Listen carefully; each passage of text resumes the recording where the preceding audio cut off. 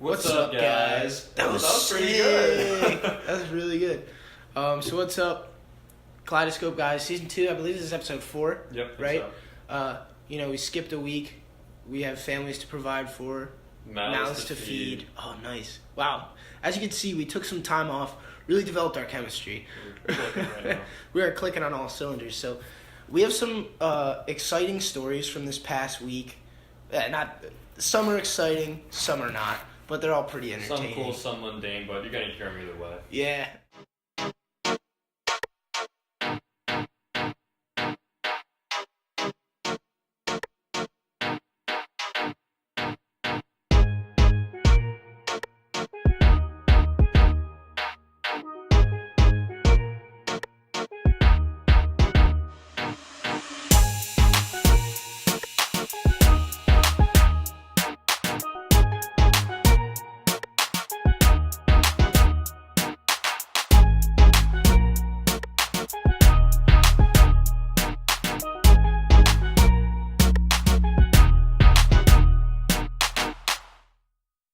So I'd like to just start off by, this question just crossed my mind.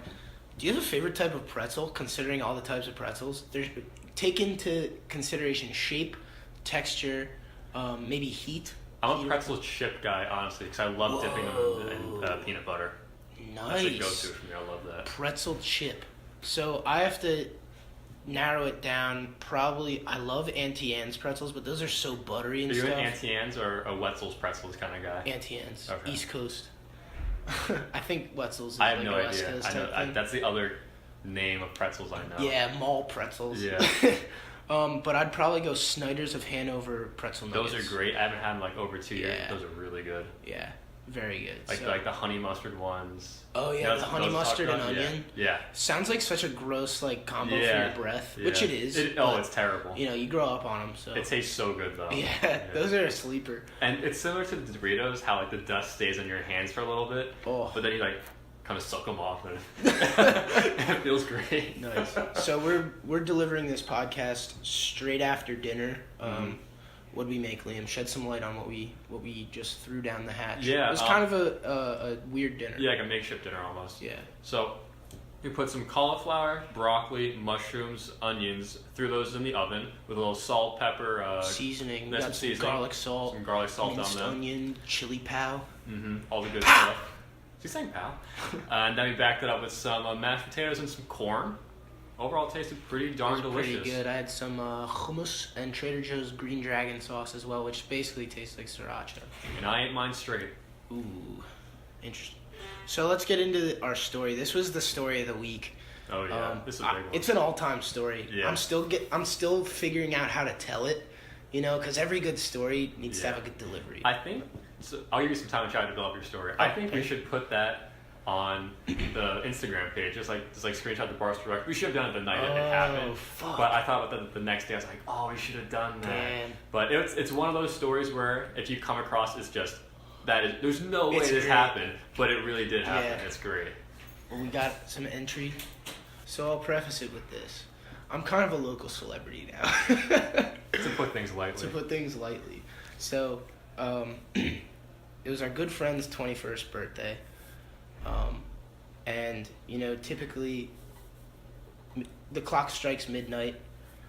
Cinderella's carriage turns back into a pumpkin, and everybody heads out to the bars if you're 21 or have a fake ID. Which, now I happen to have. I'm only 20 years old. Can't really go to bars stateside, especially during prime hours because they check IDs, especially in a college town. Pretty ridiculous.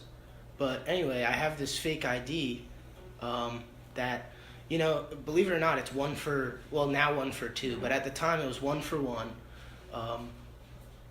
The catch is this ID turns 21 in April, and the real big kicker, it's a black person's ID that, fell into my hands one way or another. But Let the record show Brian is white. yeah, I'm white.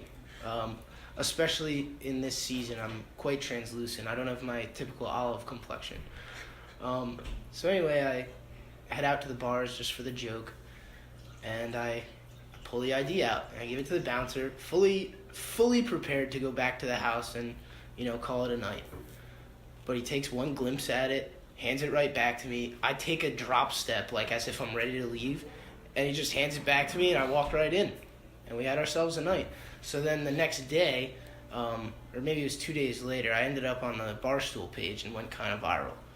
So that was this week's. Everyone saw it. Everyone's Yeah. mom saw it. Everyone's dog saw it. It was kind of all over the place. A few people who like never really speak to me in class or something are like, "Yo, is that you?" Pretty funny. The best part My was 15 minutes of fame. Yeah. The best part was that on like in the comments section, the bar straight up comments saying like, "Oh yeah, this is totally staged. We would never let this ever happen." The post is but a picture of me right next to like holding the ID up. Yeah. So naturally the bar hears about this and says like completely denies and they say, "But thank you to whoever posted this for letting us know that from now on no one is ever getting in with the fake." Yeah, I asked the bouncer's name like 10 minutes later too. I'm not a snitch, I won't say it, but you know. He held it down. He held it down. Shout out. So yeah, that was a pretty good one. That's a story that you can tell like your kids, your grandkids. I'll be able to tell, and I'll try to hold on. I still have the ID. I'll try to hold on for it. I went to another one after. Like I didn't think, I was just pushing my luck at this point. I didn't have high expectations still. And the guy like chuckled, handed it to me, and then he was like, "All right, I need your new one." So I just left. But it was pretty funny. If you want to tell your kids like how crazy college can get, you can just say, "I passed up for a black guy for a night." Yeah. It was magical. Oh, man. So let's move on. So great. This Sunday was the Oscars. Liam, you're a big Oscars guy. I'm a big Any movie takeaways? I really liked how Ludwig Göransson won for best score for Black Panther because like when you listen to the Black Panther soundtrack and the album got a lot of because the soundtrack got so much more buzz because it was a Kendrick Lamar soundtrack, a whole TDE soundtrack, which is awesome.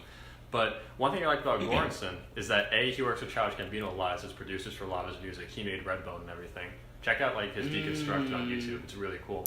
But he had like this whole segment about him, about how he went to Africa and he used instruments that are specific to Africa. And you hear like these kind of like, it's really hard to describe just by making noise with your mouth, but you hear like these, they almost sound like bubbles almost, but they're used a lot throughout the score.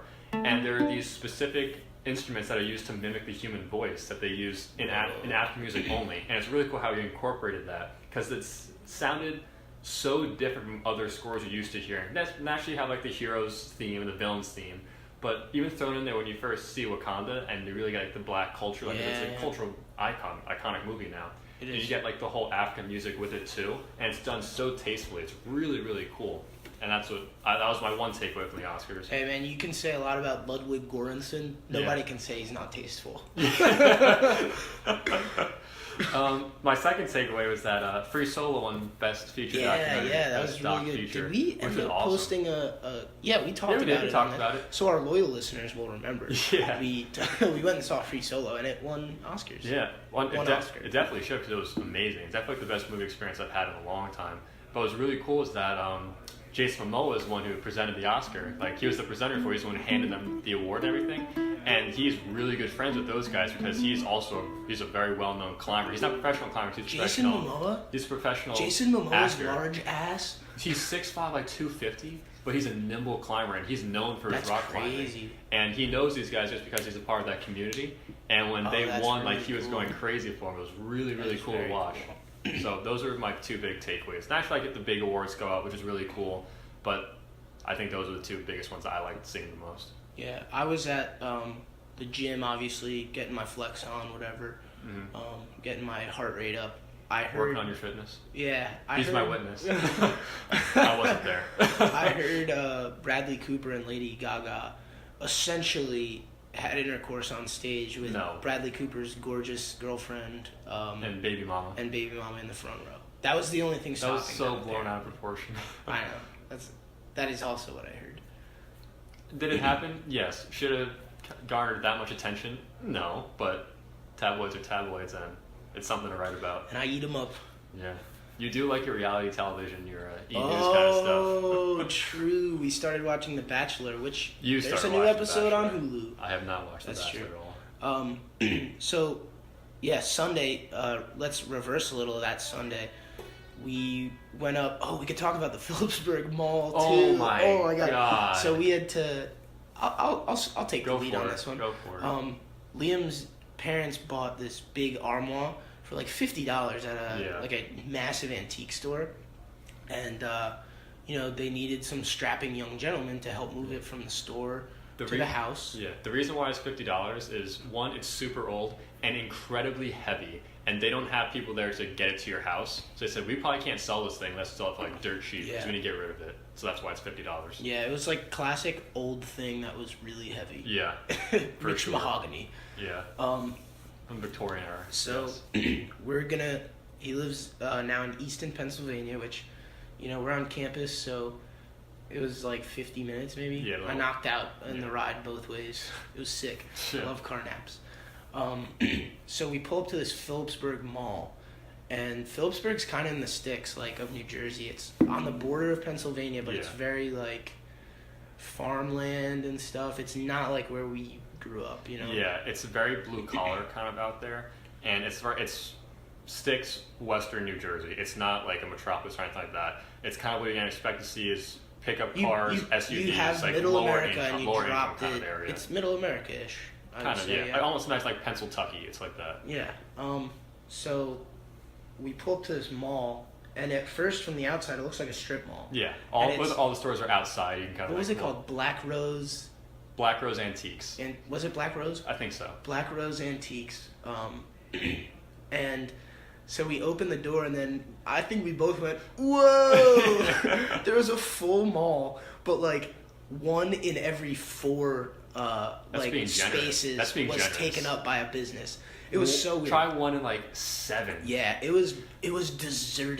There were kind of people there, which was so weird. It was very weird because it was like you walk in thinking that this isn't a mall, it's a like, store. It's a this storefront. This is 11 a.m. on a Sunday. Like, I get the mall's not jumping exactly then, but it wasn't a function of how many people were in there. It was like how many stores it was. It was desolate. Yeah, and they had like a quarter of the lights on. Yeah, so the lighting was dark. awful. It was like dark inside. inside. So you walk in. It's imagine like, have you ever seen like The Road, the Cormac McCarthy book, returning to a movie? Yeah. Imagine that. Like you walk in and it's just you look around and it's just a deserted mall. I felt like some weird creature that used to be a human but was like burned with radioactive like uranium or something. In the corner would like pop out and go like yeah, some creature, some hobos like creating a fire like the middle of the floor. It had that kind of vibe to it. So then it was so freaky. We get to this and his dad's meeting us with a U-Haul.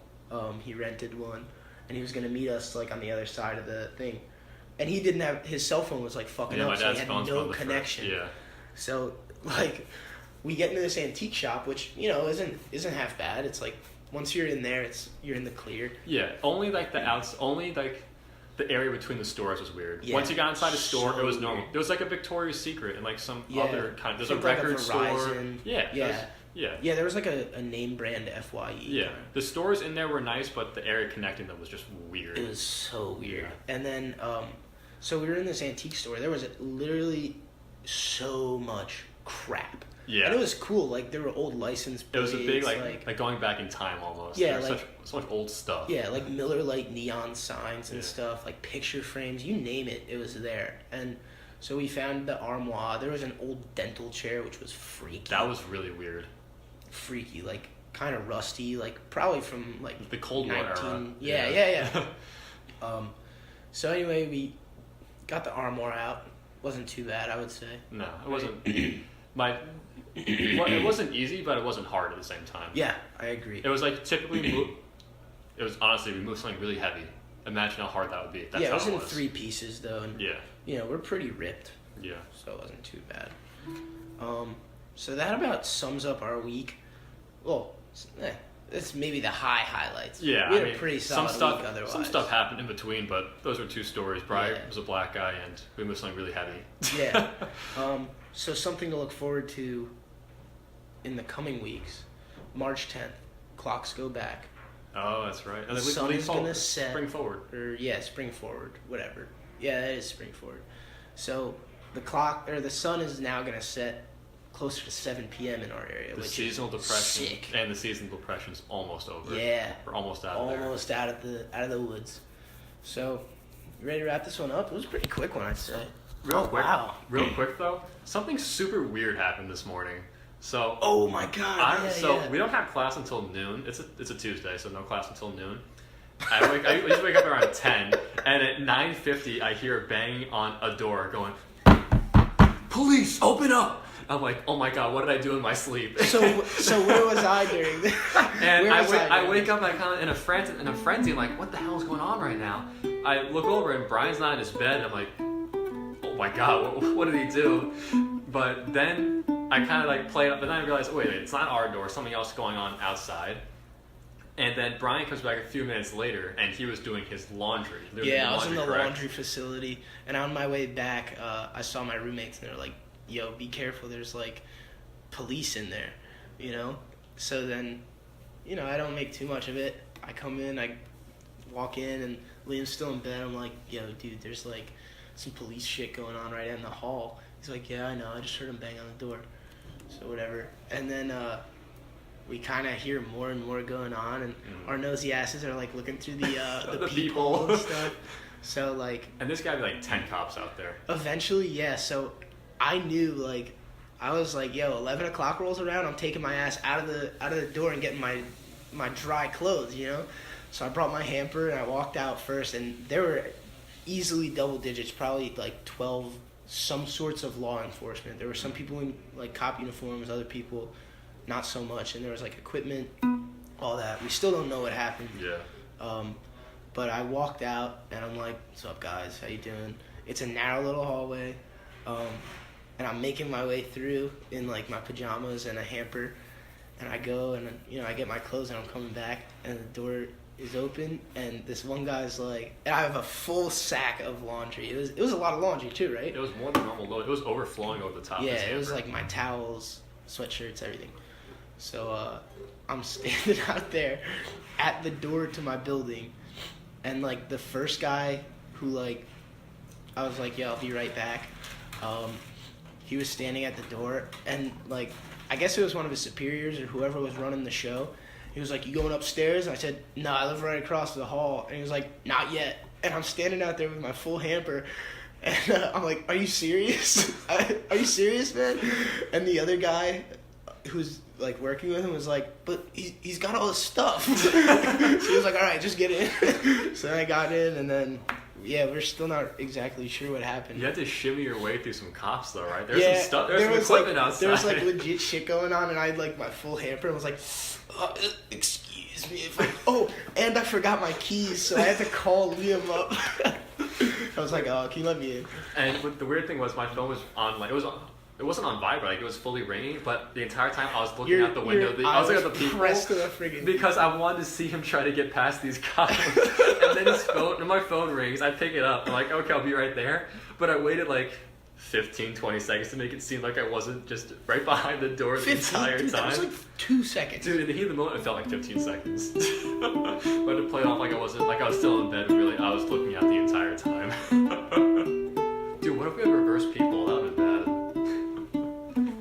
We saw some nosy ass cop's head. Oh my god! And he was such a cop It was the move. back of his bald head, and he had like backward Oakleys on. Yeah, like backward course. blue Oakleys Like, right on the back of his That's the head. biggest cop move ever. Yeah. And then if we want to Such get a real cop-out. specific, then I suggested that you watch End of Watch. Remember that? Yeah, we make it come full circle. I have no idea what End of Watch is about. I completely forgot. Really good movie. It's like a cop movie. It's I don't know how to describe it. It's like, I guess I'll have to watch it to figure it out. It's like a Vice film, but it's structured. It looked like there's a shaky camera and everything. Oh, really? Yeah. It always gives me a headache. Dang it. No, it's so worth it. All right, well, thanks for listening. Yeah. Thanks for tuning in. We got some Yeah. more stuff coming out next week. I have a special guest next week, hopefully. So be on the lookout for that.